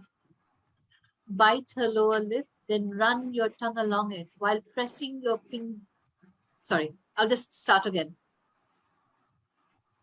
Suck on a fleshy bit of orange before kissing her and tell her she reminds you of Valencia. Bite her lower lip, then run your tongue along it while your fingertips type passionate love letters on her collarbones. Inhale her, all of her, and breathe your entire self out in one long sigh. And when she breaks away to look you in the eye, let her see herself in the best possible light so that she can fall in love with herself too. Wow. What an exquisite poem, Baisali. Thank Perfect you. love poem. Thank you, Smeetha. Thank you. Amazing. Thank you for that one. Sorry to butt in, but I'll also have to leave. I'm leaving for Sunday. So, such a wonderful session it was. Very lively, very interesting, and very powerful also. Yeah. So, a delight to hear everybody. and I'll take your leave if it's okay. Yeah. And Thank you so much, Taseer, yeah, for sharing your amazing poetry, wonderful poetry, and really had a great time. And face to face after so long, this yes. 30th September 2016, we had met in Mumbai Yeah, at the in person, I inauguration. remember that was what a meeting it was, and the initiation of all these things. Yeah. Yeah, So this is really historic. 6 years on the exact same date. yes. And thank God for technology that we are able to Yes, meet. thank In God. spite of Exactly. everything, in spite of the flip Absolutely. side, you know, I always It, say we have to make these affirmations also. Look yes, at the positive yes, in everything. absolutely. And we are all a work in progress, I think so. I think soon we learn to use technology only for the good and leave aside the Yeah, negative aspects. yes. Yeah, yeah. Okay then. Yeah, Taseer, Thank really you so enjoyed much, this Sasi. to you and Thank you hearing so your much. poems. yeah, Baisali. Yeah. Bye. Take care. Okay, bye bye. Bye, Taseer. See Good you. night everyone. Good night. Bye bye. Debaruti, are you ready to read? Last Yeah, poem. I'll just end mine with a short poem. This is also one of the translations of Ronojit Dash. It's about the fear that always comes, that is inevitable with love, like the fear of losing. So it's called expiry date. On the torso of every love story is etched an expiry date. Before implanting a kiss on your beloved, kneel and slightly turn her body. Midst the curves of her waist, within the tiny pores, that date will be etched in braille. Read it with a blind's haptic.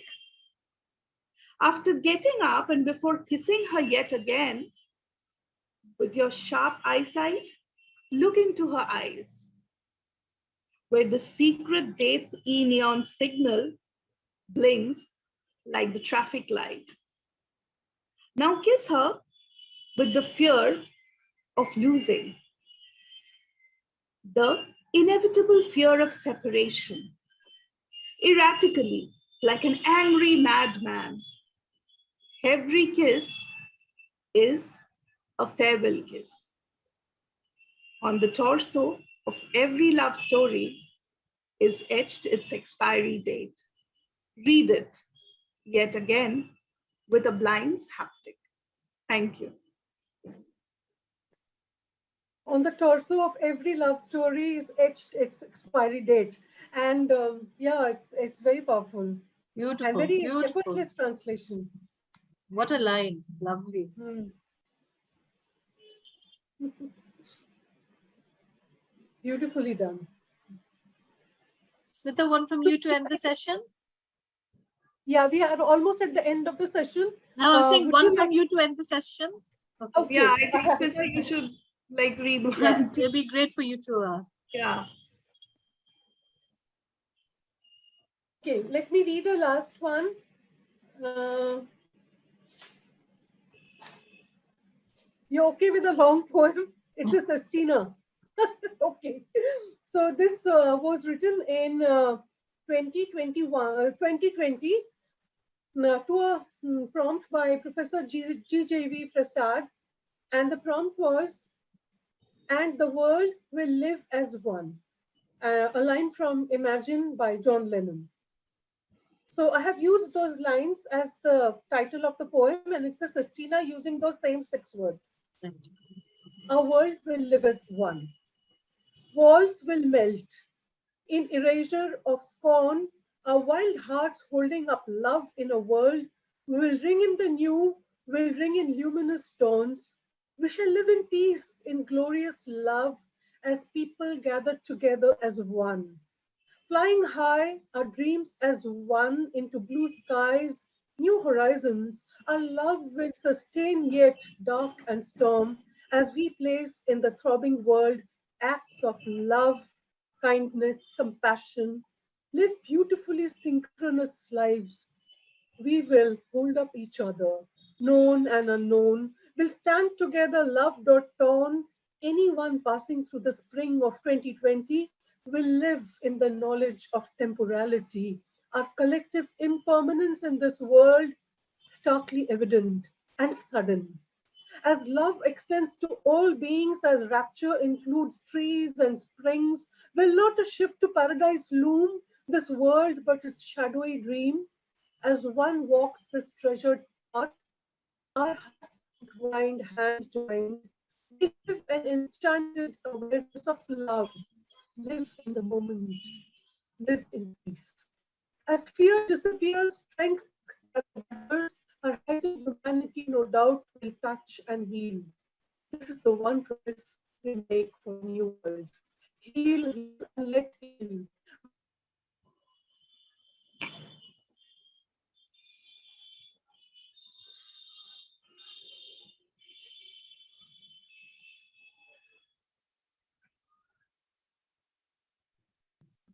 Have we lost her?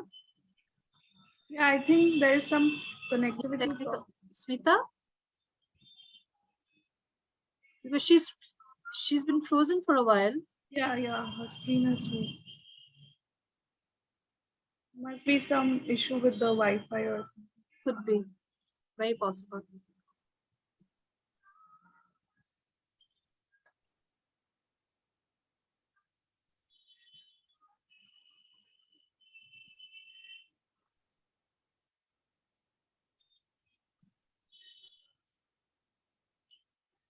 Ah, there she's back. Smeetha, we lost you for a bit over there.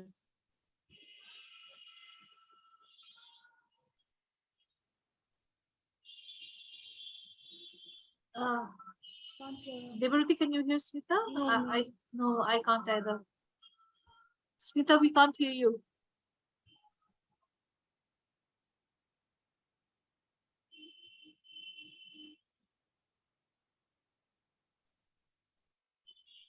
She's frozen.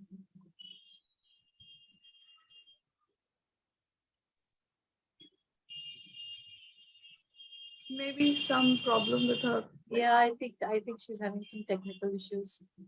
Smeetha, hi, can you hear us? Because we can't hear you. And you froze over there for quite you're frozen again.